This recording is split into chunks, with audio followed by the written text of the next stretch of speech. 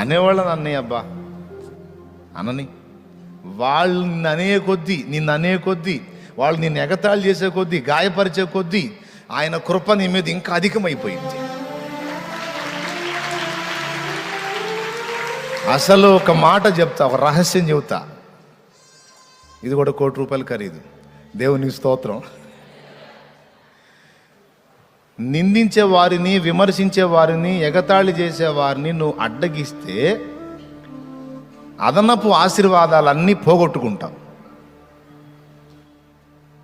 ఫ్రీగా వాళ్ళు నువ్వు చాకిరీ చేయకుండా నిన్ను తిట్టి, విమర్శించి, నిందించి, పనికి మాలిన ప్రచారాలన్నీ చేసి బోలెడంత ఆస్తిని, ఆశీర్వాదాన్ని, ఐశ్వర్యాన్ని దేవుని దగ్గర నుండి నీకు వాళ్ళు కష్టపడి సమకూర్చి పెట్టే పాత్రలవి.